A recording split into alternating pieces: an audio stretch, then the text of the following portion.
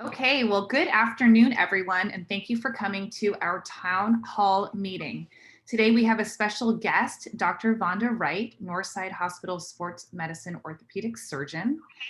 Jeff Galloway and Dr. Wright are working together to put on the Northside Hospital Orthopedic Institute Half Marathon powered by Jeff Galloway in December. The links can be found in the chat in the bio below for those of you that want more information about that. And for those of you that don't know, my name's Kelly Tenney. I'm the Director of Social Media and part of the team here at Jeff Galloway Productions. And we are so happy to have all of you with us today. Jeff? Thank you, Kelly. It is my privilege to introduce Dr. Wright, but first I want to say that our whole mission at Jeff Galloway Productions is to help people improve the quality of their life through running and exercise and nutrition. And Dr. Wright is here to keep them away from aches and pains. And so we're going to have a lot of good information here this evening. The format as we start the questions will be Kelly is going to take questions that we already have that deal in Dr. Wright's area. And then we will all open questions to those who are viewing today. And then once those questions are over, if they are, then I will be getting to the running questions. And if we don't get through all of them, we will be doing a special video presentation that you will be able to access. And we will send those out in our show notes. So without further ado, it is my great pleasure to introduce our star of the show today, Dr. Vonda Wright. Dr. Wright is an orthopedic surgeon internationally known on active aging and mobility. She specializes in sports medicine and currently serves as the chief surgeon of Northside Hospital Sports Medicine in Atlanta, and is known around the world for not only her work, but the work of Northside Hospital Sports Medicine. So, Dr. Wright, tell me, based on this current situation that we're in, what are some of your general observations in the area of orthopedics that you're seeing? Well, Jeff, number one, I want to thank you and all of your staff for having me here on your town hall.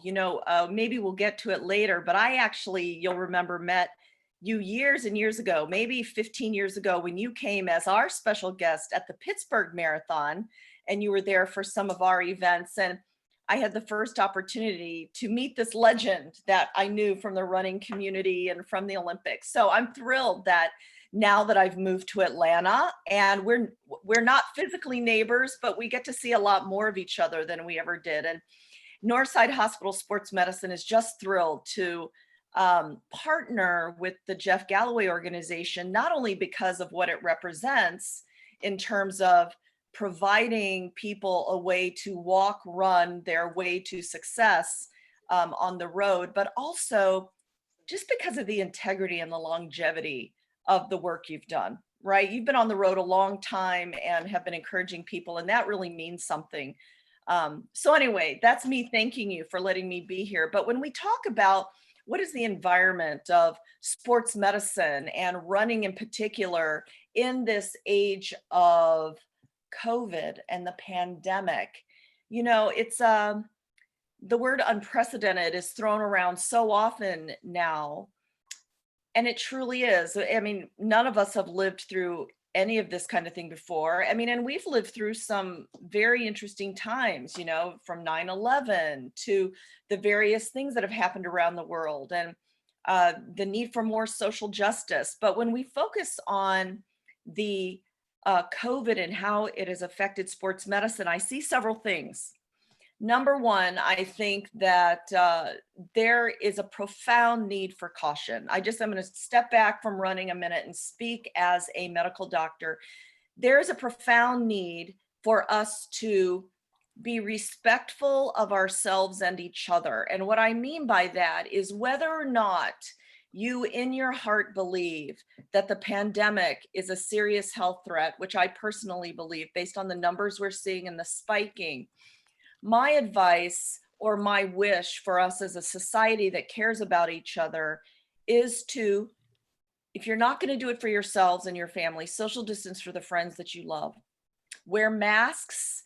If you don't care about being protected, wear a mask because you know that you love people in our community, that you love your friends and neighbors. Protect them. So if it's not for yourself, do it for them, because this is a serious threat to the way we live in this country, whether it's health-wise, socioeconomically. We've already always seen that. But I got to tell you, Jeff, as you and I being heroes for mobility, it also can be seen as a threat to our health and mobility, right? I mean, we were all quarantined through, our quarantine started here, at least with my job, in mid-March, and we've only begun getting back to work in the last 3 weeks. And so we're all in a confined space. And what do we do with ourselves? So what I'm seeing in sports medicine is a lot of people, whether they're children or whether they're adults, that have been more sedentary than they ever have been in a sedentary country, right? We're a sedentary country. You and I battle against that all the time. But in general, we're a sedentary country. Now more than ever we are. But now that the gates have opened a little bit, what we're seeing from a sports medicine perspective is that people have gone from absolute zero to 150%, because we're just so desperate to get outside and get back to our games and get back to the things that, you know, who knew we needed sports so much? And so from that perspective, we're actually seeing a lot of injuries. So we're seeing a spike in COVID, we're seeing a spike in sports injuries, because one of the mantras that you talk about all the time is how to remain non-injured by doing the Jeff Galloway method and working up to a goal in the systematic way you've always purported. And that's not what people are doing right now. So this is a really opportune time to talk about the way you approach running with people. The other thing that I think about it in terms of running in particular with COVID is, you know, it's one of the things that can be done with just a pair of shoes, a trail, and one person. There is no reason that you have to stop running during COVID unless you're sick, right? You just have to choose a road or a sidewalk that isn't crowded with people. So do not go on the belt line trying to run at this time. Go to some abandoned park, go, you know, do laps of some open area, and be sensitive. You know, if you, as you're out running by yourself, doing your 4 minutes, 1 minute, you know, you may encounter some people. What do you do when you've tried your best to social distance while running, but you encounter people? Well, you take a wide berth. You stop for a moment, turn your back. Or if you're approaching a street corner, don't do the usual thing I see runners do that I actually don't do anyway, which you're jogging in place. Turn around, go back 30 yards and time it so that you can cross the street with the light, right? Do not stand there with a crowd of people jogging in place.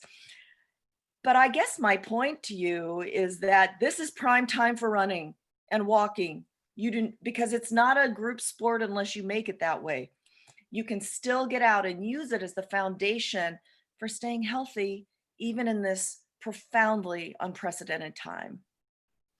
So what do you feel are several, maybe 3 top things that people should be aware of as they re-enter their exercise to avoid injury? Right. So if we truly have sat around for 3 months, let's just choose a number, 3 months, even if you were a walk runner or a runner that keeps a 6-mile base. When I say that, and Jeff, I don't know if that's the right vocabulary, but that's what I use for myself. A 6-mile base for me means that on any given day, my long run can be 6 miles. And that's what I use as 0 when I'm training for a race. I don't even try to train until I've got a 6-mile base.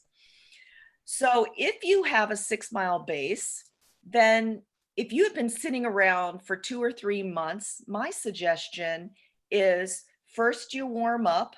You know, we need a nice long warm up. Maybe we take, instead of 5 minutes, we take 10 or 15, or do the first mile without any expectation. And then I would start just to test the waters with 50% exertion. You may find that at the end of your workout, You're like, yeah, I got this. I didn't lose much. But we know physiologically, we very rapidly lose the cardiovascular buildup that we've, so carefully cultured in our body. So I think you'll get out of breath faster than you're normally used to. You may find yourself breathing heavy when you never would have at whatever distance before. So my advice to stay strong and healthy and not have to take 3 steps forward and 2 steps back is just give yourself a break, warm up longer, start at 50% of what you're used to, use speed play. I am very familiar with the timed portions of the way you train people, but um, and you can definitely speak to this, but I encourage my patients after we play with the timing, you do this much of walking, this much of running, the speeding up of the walking and running part, right? How you increase the speed, be gradual with that too. The first day out is not the first day to do your personal best again, even though you may feel like it, right?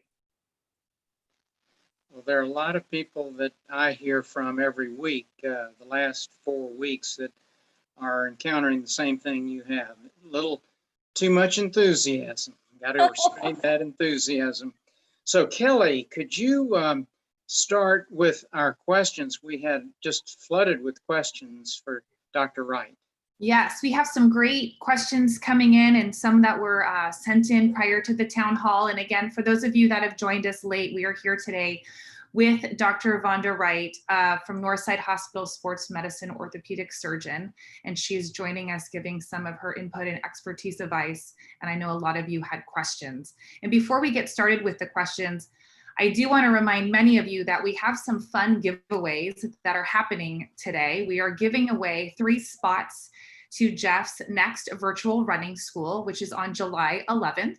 So if you sent your question in ahead of time and your question is read live, we will be selecting at the end of the town hall today one winner to be able to attend his next virtual running school. We also had a bring a friend contest going on today so that you can share this information and all this goodness with your running community. So if you're on here with a friend, go ahead and just comment in the chat who you are, where you're from, and who your friend is. And we also, before we end the town hall today, will be selecting a runner and a friend for 2 spots to Jeff's running school on July 11th. So thanks for joining us with all of the fun stuff that we've been going on and having for all of you to support you between the Jeff's 75th birthday challenge that is coming up and his running schools, the virtual options that are still available for Jeff's 13.1, and of course, the Northside Hospital Orthopedic Institute half marathon that is coming up in December 12th, weekend of December 12th on 2020. So lots of good stuff. And again, we just love supporting all of you in the Galloway community. So the first question that came in for Dr. Wright was from Rick Miller. And Rick asked, I'm 72. 4 years ago, through a combination of diet change and an intermittent fasting strategy, I lost 80 pounds. Wow. And began running. Yes, amazing. Last year, I ran just under 1,300 miles, and this year my goal is 1,400. He is currently past 850. So this past January, he ran his first marathon, and 2 weeks later, his first 50K trail run. And so he just wanted to share that one of the problems that he has is falling on trail runs by tripping over roots, things like that, which he says he finds that he does often. And so he was asking for any comments on bone health for older athletes and what some things might, what are some things he might be able to do to keep his bones and joints healthy. Well, first of all, I have to say, Rick, that it is people like you that keep me awed and inspired because, my entire body of research as an orthopedic surgeon has surrounded musculoskeletal aging, and the fact that society in general grossly underestimates what we're capable of as we age, because what we look at typically in society is how we age as a sedentary person. and my work and the work of some of my colleagues have pointed out that when we are chronically mobile, as you are demonstrating, we can live more healthy, vital, active, joyful than we think we can. So congratulations, I'm in awe of your 80-pound weight loss and your chronic mobility. But two things you said struck me. Number one was that you ran a marathon and a 50K within 2 weeks of each other. And the other thing is that you're falling on trail runs. Now, my goal for you is not to stop anything you're doing due to injury. But when I hear those two things together, the thoughts are, number one, that is a lot of miles in racing form in a short amount of time. And any athlete, no matter what the age or the skill level, must give our bodies time to heal between the next push. Because physiologically, what happens when your muscles are sore, or you pull a muscle, or even when we're cross training to build muscles, is micro damage is done at the cellular level, at the tissue and collagen and really deep in your body level. And it takes time to heal. And our bodies start the healing cascade with inflammation. First, we need to clear out the lactic acid you build up right after a race. You have to rehydrate. You have to not continue insulting your body with high mileage immediately after. So my first piece of advice in order to keep you on the road and out of a doctor's office like mine is think about how we space our really long, hard pushing endeavors. That's number one. Number two is I love that you're mixing up your running venues, whether it's on the road or it's on the trails, but I am really worried about the fact that you fall. Now, why do we fall? Falling increases as we age, no matter what you're doing, and no matter how fit you are, falling increases due to several things. Falling increases due to changes in eyesight, right? Our eyes all change after 50. That's why I'm trying to keep my glasses off right now, but the truth is I need them, right? So our eyesight changes, our neuromuscular pathways from our brains to our muscles change such that our balance is not as good at all baseline. Added on to that, you're running on an uneven surface with roots sticking out all over the place and trying to do that at a speed, right? Those things, in my opinion, are a perfect storm for an injury. Now, what happens when we fall? It sounds like at this point, a few bumps and scrapes, but nothing serious. Thank goodness. But God forbid on my watch, you fall and break a hip. Because if you fall and break a hip, 50% of the time, we do not return to pre-fall function. And we can't have that for you because you've been so victorious about your pathway so far. So when you ask me about bone health and how to keep your bones strong on the trails that have roots, number one, if you need glasses, wear them. Number two, if you cannot stand on one leg with your eyes open for 22 seconds, we need to retrain your balance. And the way I teach people to do that is when you're brushing your teeth in the morning, stand on one leg. It's not easy to stand on one leg. And then when you're doing this, it causes enough shift in your body that you have to really think about balancing. So one day stand on the left leg, next day stand on the right leg. It is totally possible to improve our balance no matter what age we are. Number three,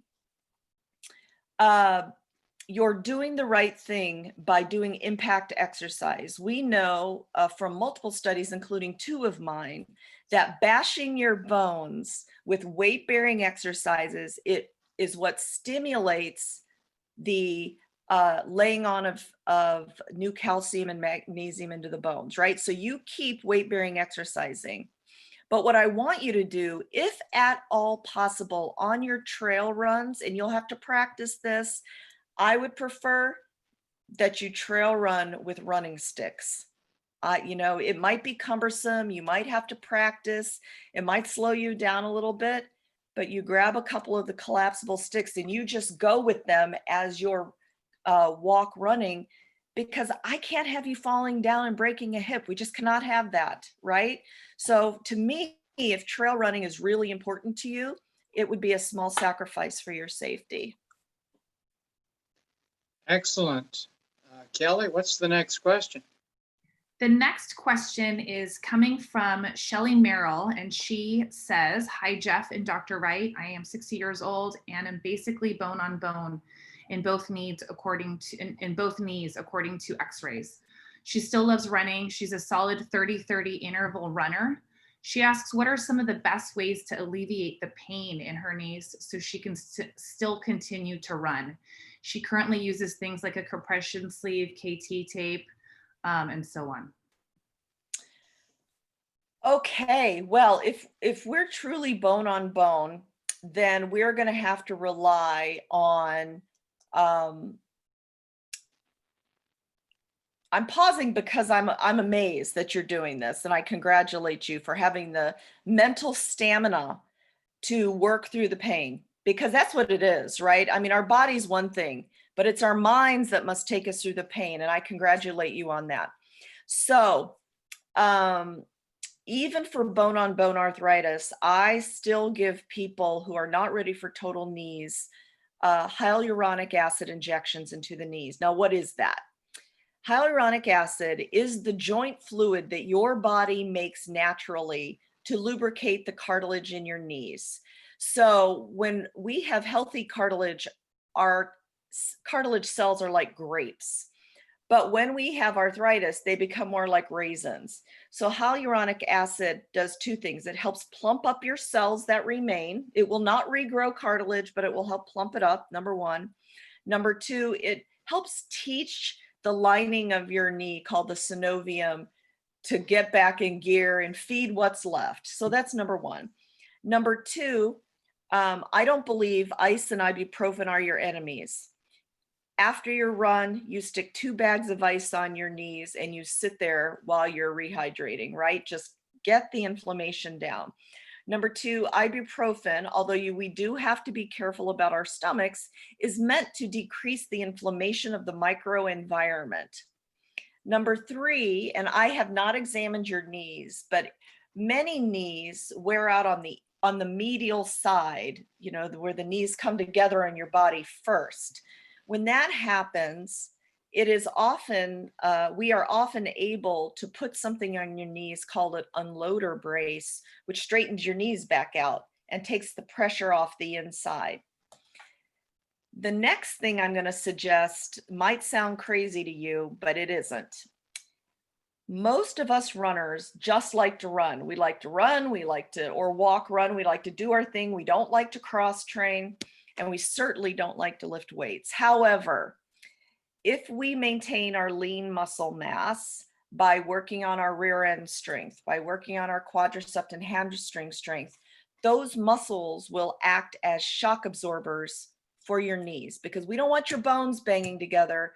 We want them coming together, shielded by your muscles. Also, if you find that you can't do as many road workouts as you want because of the pain in your knees, why not throw in a couple sessions of running in a pool? I mean, you still get the total body running action. You can go fast or slow depending on whether you're in the walk phase or the run phase, but you decrease the pounding, and that will enable you to preserve your longevity on the road. Excellent advice. I would add one more thing, and that is the adjustment of your run, walk, run. You mentioned that you are running 30 seconds and walking 30 seconds, but if you've got bone on bone, my suggestion is a more gentle warm up. I'm talking about walk for 5 minutes gently, short stride, and then move into a 5-second shuffle, a 30-second walk. Do that for 3 minutes, walk for 2 minutes, then go up to 7 seconds and 30, and do that for 5 minutes, walk for 2 minutes. And if you don't have any noticeable aggravation, you could go up to 10 and 30, but I would not recommend running more than 10 seconds and walking 30. Kelly? Thank you, Jeff. The next question, which I think may be a common question actually for a lot of people, comes from Oleg Tchaikovsky. And he says that for those that have a long chronic injury knee that includes pain, and not being able to have taken care of it during the COVID-19 time, as a lot of offices and trainers and physical therapy are limited in terms of appointments. What are some recommendations to keep joints able to move and still be able to stay somewhat active until they can start regularly seeing a doctor again? Well, that's a very broad question. So I think if I summarize it down to, he's asking, what if I have stiff knees or stiff hips and have not been able to go get them treated or work with a therapist? Well, stiffness is a problem as we age, and that's a physiologic norm, but we can reverse that. So even if we are not able to use the Galloway method to walk, run, you can still do things at home to stay lubricated enough. If we say motion is lotion or whatever, that, you know, you've read those things around at home. So how do we keep our hips lubricated enough so that when we're ready to go back out, they're ready for us? So there's simple things like hips, holding on to the back of a chair, doing hip swings. Just swing your hip front, back, front, back. Then you can switch side to side. You can do 10 forward, 10 back, 10 side, 10 side.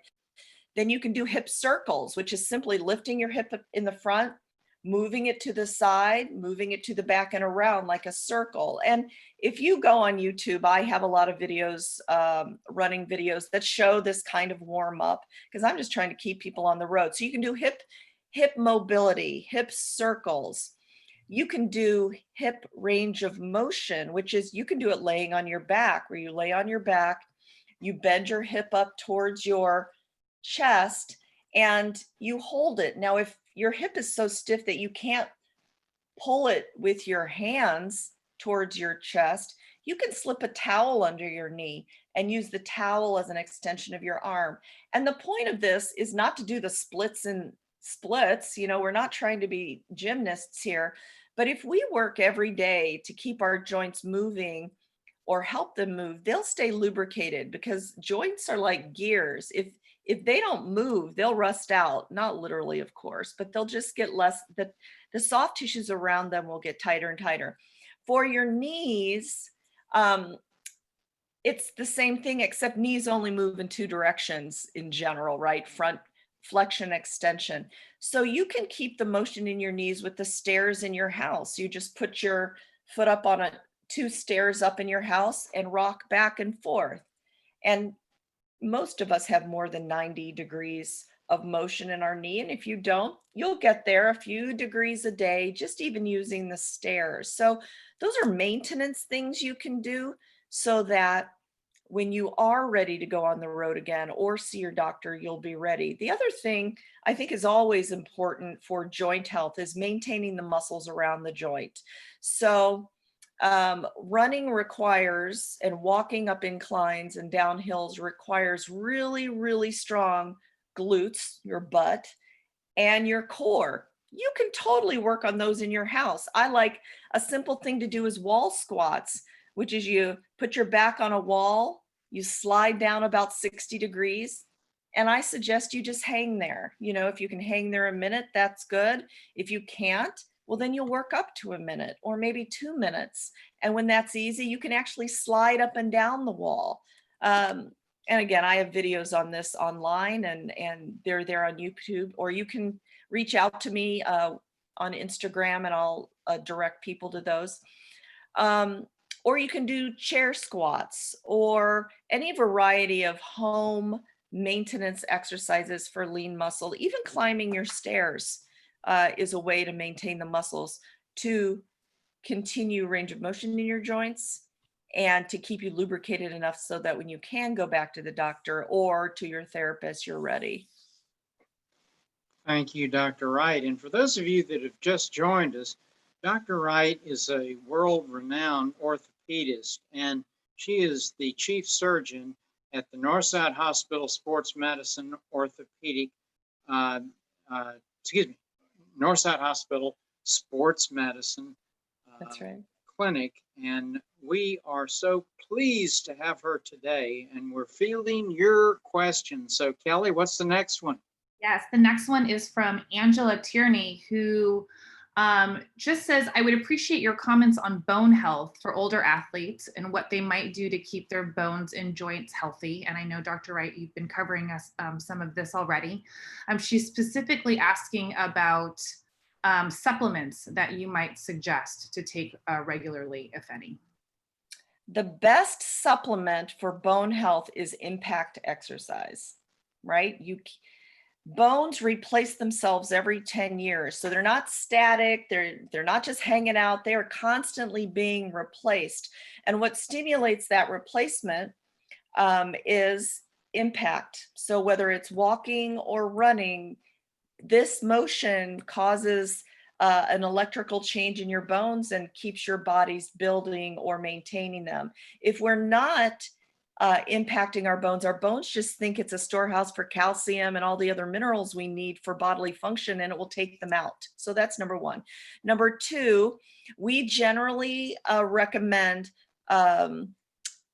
for people less than, menopause, whenever that's happened for people out there, about 800 to 1200 milligrams of calcium a day. Now, if you're eating a whole food diet, you may get that in your food and you may not need to supplement. But if you are, it's about 1200 milligrams a day. In divided doses, we can only absorb well about 600 milligrams at a time. If we're after menopause, when bone loss is augmented, we need about 1800 milligrams. And if you know you have a history of osteopenia, which is loss of bone, or frank osteoporosis, before you start supplements, you should really have a conversation with your PCP or your endocrinologist just to make sure that we're covering all bases. Another reason people lose bone is because men and women lose hormones as we age. You know, menopause is a very common word out there. Everybody knows women go through menopause. Men go through menopause. Their testosterone levels change with age. And so it's very common these days when you're having a lot of aches and pains, whether you're a man or a woman, or frank tendon tears, or lots of muscle tears. It's because of hormone imbalances, and we should go check that out. I don't recommend a ton of supplements because I would rather you pay attention to what we're eating, right? I would rather you not fill your diet with processed foods that are the color of my sweatshirt. There's nothing about that that's natural. Whole foods, fresh vegetables, proteins, whether you eat animal protein or vegetable protein at every meal is great for bone health and overall musculoskeletal health. I mean, those are my big areas of advice. The other piece of advice that we all need is we need some sunshine every day because we need the vitamin D conversion that we get from sunshine. So if you live north of the Mason-Dixon line, you're probably not getting enough sunshine at any time because the sun is not that bright. And I come from Pittsburgh, so I'm talking to northerners too. If you live south of the Mason-Dixon line, where the sun is more penetrable, the fact is we all wear so much sunscreen, we probably aren't getting enough sunshine and vitamin D anyway. So we need a little bit of unprotected time to get vitamin D. Now, if you can't get it, we can get it supplemented. And most of us are so vitamin D deficient that it would probably do us all good to get our levels checked by our doctors and then really supplement up, because some of us are profoundly vitamin D deficient. Great advice. Kelly? Gretchen Lowry asks, and this is a really good question, what is the single biggest piece of advice you would give runners as they age not to end up on your table? So runners, Gretchen, that's a great question. Runners, walkers, running is a total body sport. People think that it just takes place below the belly button, number one. Running is actually a cardiovascular sport. What you're really doing when you run is building this huge cardiovascular engine. And the arms and legs are just the mobile things that keep you. But to locomote down the road, it's not just about your legs. It's about a strong core. It's about a strong butt. It's all about the butt, runners. A weak butt kills a runner. It's going to make you end up in my office sooner than later, because when you are not strong enough across your pelvis, you start compensating down and up the kinetic chain. So lots of times knee pain is due to the core and the butt. Even ankle and Achilles tendon and plantar fasciitis, all that has to do with your gait, which is really primarily driven by your core and your butt. So that's number one. Number two, it's still a kinetic chain type piece of advice. Just because you're having knee pain or Achilles tendon pain or plantar fasciitis pain, do not only focus on that body part. If you're having Achilles tendon pain, for instance, ask yourself, do I have enough ankle motion that I can push through a proper gait? Or is my big toe so stiff from wearing high heels my whole life that I'm rolling off to the side of my foot, not flexing my ankle and putting too much stress across my Achilles? So when I say to runners, running and walking is a total body sport, it means your whole body has to be paid attention to and strengthened. But we can't forget our arms, right? What are you doing with your arms every time you take a stride? Well, we're not hanging them down at our sides. We're striding with our arms, right? So even for runners and walkers, our arms are part of the whole total body picture. So that is the long-winded answer to say, if you want to stay on the road and out of a doctor's office, treat your running as a total body exercise and not just a belly button down motion exercise. It's strength, it is balance, it is motion. It's all of that wrapped up in one. Thank you.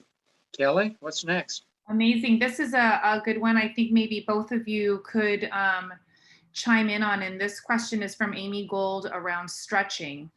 She asks if you can recommend a warm up and cool down with a stretching routine. Well, Jeff, I don't know if you and I approach stressing the same way. So why don't you start, since this is your crowd and I don't want to lead people astray because they're following you, and then I'll just chime in.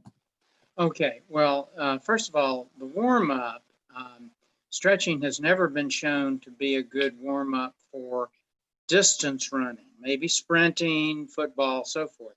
But a good warm up is to walk for 3 to 5 minutes gently, and then to ease into running with more walking and less running at first for 5 to 10 minutes. At that point, then you can ease gently into whatever you want to do for that day.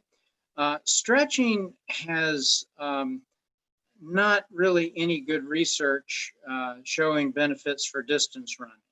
And there are quite a few studies now showing detrimental aspects. So I do not get into recommending stretches simply because so many people are injured by stretching. But I would like to hear Dr. Wright's take on this. So you know what, when I prescribe running, or people ask me, how do I do this? Or how do I design an exercise program, especially as we're aging? I break it down into four places. I first, if you have a known tight spot, or every time you start running, your IT band flares up, you get pain at their hip or pain at the bottom of your leg, or maybe you have a hamstring thing, or maybe your right butt cheek gets too tight and then your gait gets all off. Over the years, I have, and frankly, I think when I first started using these, no one was using them. They thought I was insane, and now everybody is. But foam roll out your tight place. You can really roll out and give yourself your own deep tissue massage with this implement. And then I agree with you, Jeff. You must warm up, whether you use the first 5 minutes of your workout as a warm up, whether you warm up, as sometimes I've recommended to people, every joint in your body that you're going to use should be warmed up. It doesn't mean stretch it. It means do your hip circles, do your knee bends, do your toe walks, because you want your ankles supple. your knees to be fluid. We want to start generating the joint fluid that we're going to need. We need our hips to circle around. That will happen if you walk for the first 5 minutes of your exercise, or if you do it in one place next to a tree before you actually go out and start your walk run progression. A couple things I like runners to pay attention to, though, because it really affects the length of their stride, which decreases as we age, is because runners' center of gravity, walkers' center of gravity is shifted towards the front of their body. We tend to really get tight in the front of our hips. So the anterior capsule of our hips gets really tight. As also, if you have a sitting job, you're sitting all day and the front of your body gets really tight. So I find what happens is, as we're trying to jog and push off with our leg back, because the front of our hips are so tight, I get a lot of runners in my clinic that have really tight anterior hips. Their hip flexors are too tight, which shortens their gait.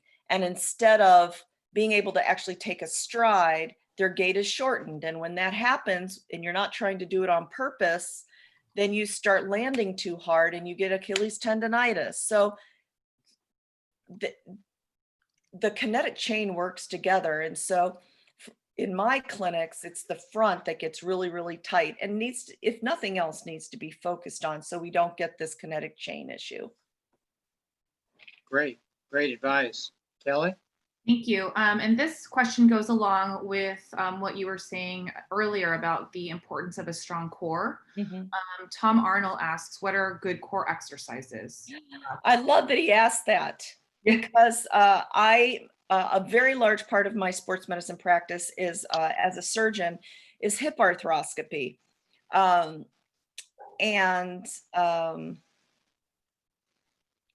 Hold on, I'm so old, I forgot the question. Don't laugh at me. What was the question again? He asks, what are good core exercises? Oh, core. Yes, I got so off on hip arthroscopy. As a hip arthroscopist, I prefer people not do sit-ups, because unless you isolate the core and really know that you're not bringing your legs to your chest, but you're bringing your upper body down, all you're doing is working your hip flexor, which is going to get tighter and tighter and tighter, right? I find people, unless they're really, really watching their technique, are gonna really mess up their hips if they do tons of crunches. So for my runners and walkers, I like planks. I like hours and hours of planks. So just not arm planks, but elbow planks. So you know what that means? You can look it up anywhere, right? So if you're standing on your arms, your body's like this, you're engaging your whole core to keep your pelvis from riding high or sagging low. I like my runners to have 2 minutes of core, being able to hold a front plank for 2 minutes, and then 2 minutes on the side and 2 minutes on the side. And then when that becomes easy, which it will, and trust me, even if you can't hold your plank for 15 seconds, I've taught classes where within about 8 weeks, people are up to 2 minutes. When it's easy for you, then you just raise a leg, because that adds another dimension of multi-directional stability. The core is not only the front, the core is the back. All the paraspinal muscles are considered the core, the transversalis. So those are tight, those are strengthened by things like, they're called a lot of things like Supermen. You lay on your belly and you raise your arms and legs at the same time. So those are my favorites, the planks and the Supermen. But unless you are really sure of your technique, no crunches. Super. I agree with the crunch prohibition. Yeah. Kelly? Thank you. Beth Bryant asks, we all know that running and exercise in general is good for our health, but there are also some studies that show distance running can decrease our immune system. In this time of international pandemic, should we be concerned with that? Well, I think those studies, and Jeff, please correct me if, I think those studies were done looking at ultra distance runners or people that are running high levels for Olympic type training, you know, those that are running 75 miles a week and more, 114 miles. They're really high level training. I do not think those studies were done in people running 35 to 50 miles a week or less than 20 miles. I think what those studies show is that it reflects an overall overuse or tiredness of the body or lack of regeneration because there's not time between the stress put on the body to rebuild. So unless people asking that question are doing ultra distances, I don't think it's a big problem for COVID now. I think a bigger problem is if people succumb to sitting in a chair for 4 months, gain a bunch of weight, which, you know, if I'm honest with your audience, I baked a lot of sourdough during the 4 months that we've been off, you know, and it's easy to gain weight, but that is a bigger detriment to your life than moderate running, walking, and getting out and continuing some of your routine. I agree with you, Dr. Wright. And as a matter of fact, I followed the research on this, and there's a small group of cardiologists who have gotten into collecting small population studies on individuals who've overtrained. And they almost always tend to be people who are running between 5 and 7 days a week. Mm-hmm. They have I've seen several studies in which they're running more than 100 miles a week, the ones that really have the problems. And I saw a seminar that was videoed of one of the leading proponents of this. And so somebody in the audience asked him, "You mean to tell me that if I go out and run my 10-minute mile pace in a marathon that I'm going to have heart damage?" And he said, "Absolutely not. That's a pedestrian pace." Oh, I don't think people would agree with that. Well, but the point is that that he's talking about people that are running 7 minutes per mile Yes. and faster. Yes. For huge numbers of miles, right? Yes, exactly. I And mean, you one know of the what, issues Jeff, is, what do yeah, you think? What do you think of this, Jeff? It's as a physician, I don't see the point for someone who is using running as a method for mental and physical health to be running 100 miles a week at a rapid pace. I think if you're training like you did for the Olympics, if you're a triathlete, if there is a reason for that, but as a way to maintain health, I don't see it. I agree. And having gone through that journey, I will say that I had more infections and more colds and things like that than I have ever had in my life, because it does lower your resistance. Yeah. Great comments, Kelly. This is a great one as we head into further into the summer. This is from Lisa Chandler, who asks, running in Georgia, heat and humidity does a number on mileage. Is it better to just do a few miles every day to get in those miles, or what are the good options for humidity? Dr. Wright? Well, number one, you cannot take for granted your pre-hydration and your post-hydration schedule, right? So you must, if you're going to run every day, you have to be especially careful because you have to be completely rehydrated by the time you run again. So you have to, and you can monitor this by your weight. I mean, you can weigh yourself before a run, weigh after. No, you have to replace 10 pounds sometimes of fluid.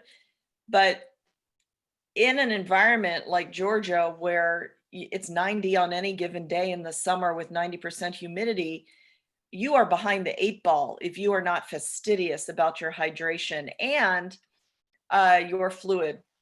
And your electrolytes. Now, normally, I don't recommend an electrolyte supplement like, I hate to name brands, but you can drink water unless you're sweating more than an hour, or you're a salty sweater. You know, you get done with your running, your whole face is caked with rims of salt. Some of us are like that.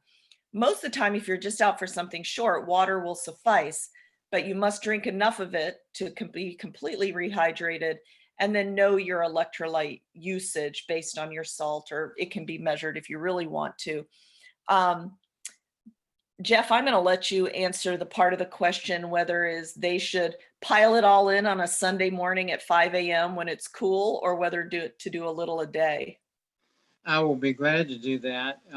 First of all, coping with the heat is something I've done during the 62 years that I've been running. And I know I won't be running for another 62, but maybe for 40. I mean, but the bottom line is that if you run before the sun gets above the horizon in the south, you've got your best time to run, and you're going to lower the adversity there.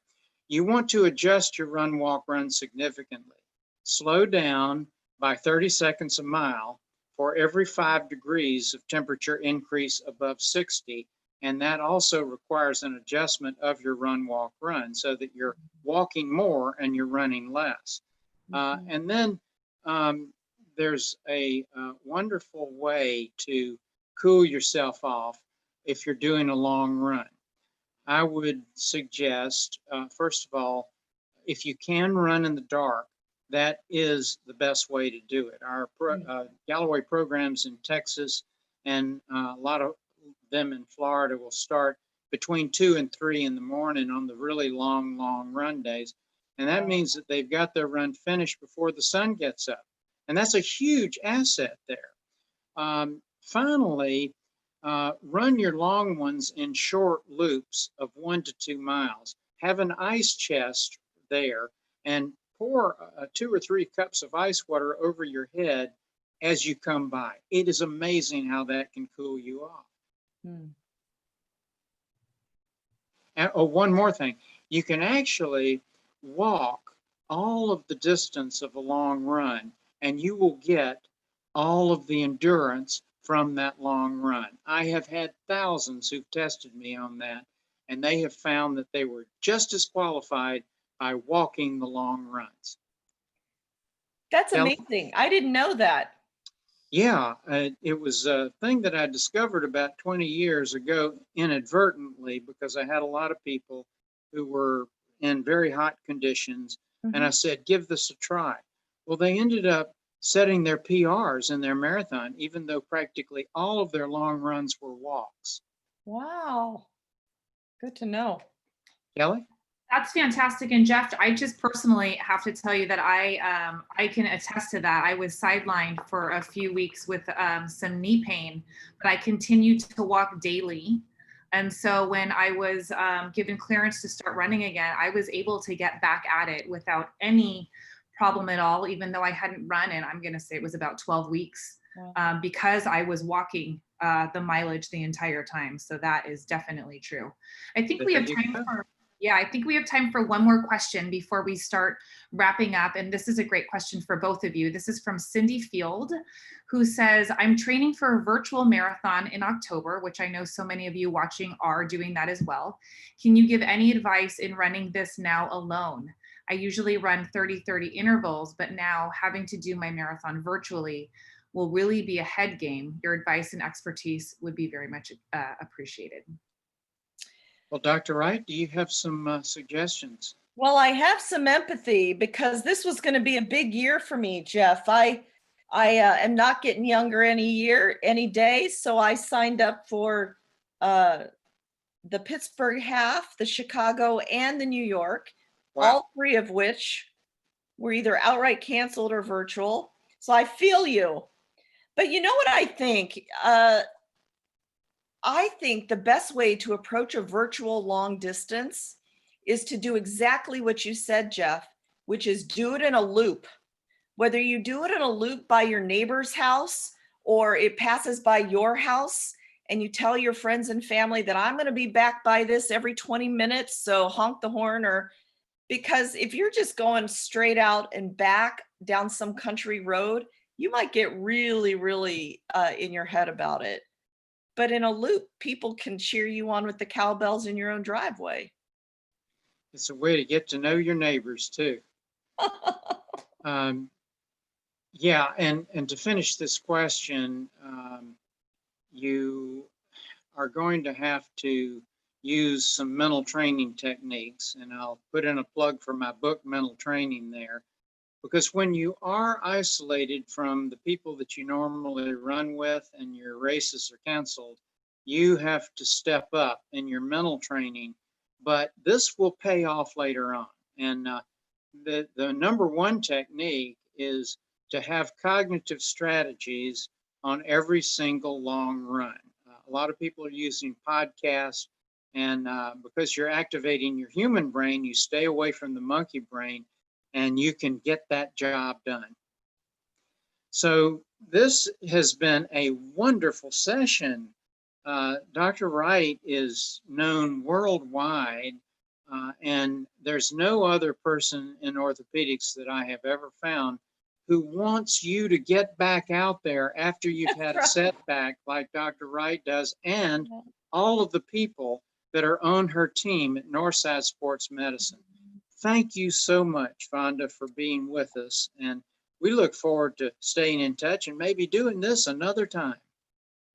Jeff, I would be so honored to join you and your crowd another time. And I just want to say again, thank you for letting Northside partner with the Jeff Galloway organization for our December half marathon on December 12th. And, you know, not only is it a gorgeous time of year to be outside in Georgia, but I think the timing of this is just perfect because you're entering the holidays in shape. It gives you a little leeway. So we're thankful to work with you and that you've developed such a great relationship with people like Brian Finn, my athletic trainer, or Lauren Cincinnati, who's our nutritionist, or even Dr. Powers, one of our non-operative sports medicine guys. So I'm thankful for you and the opportunities you and your team have given us at Northside. Thank you, Dr. Wright, and we look forward to many more episodes like this. Thank you so much. Kelly, do you have any final comments? I do just have a few. I want to thank everyone for joining us. And before we announce the 3 random names that we selected for the running school giveaway, I just want to remind everyone also that we have Jeff's 75th birthday coming up. And as a celebration, you can run or walk with Jeff for his 75th birthday challenge. There are a number of fun distances and options for all of you. So be sure to take a look at the Facebook page, the Jeff Galloway Facebook page, as well as the website that has all of those opportunities to stay motivated and to keep running. Information about Jeff's upcoming running schools, which we are excited to announce. Kendra Dalton and Joel Lowry, you both will be winning a spot for the Bring a Friend Challenge, and Oleg Tchaikovsky, you will be winning a spot for having your answer read live on this town hall. So I will put my email in the YouTube chat, and you 3 can reach out to me and we will get you settled. And Jeff, if you'd like to say one last goodbye. Absolutely. I commend every one of you in taking on these amazing goals. You have an opportunity to change your life for the better. And all of us at Galloway Productions and Northside Hospital Sports Medicine are here to help you. So let us know. Enjoy every endorphin, folks.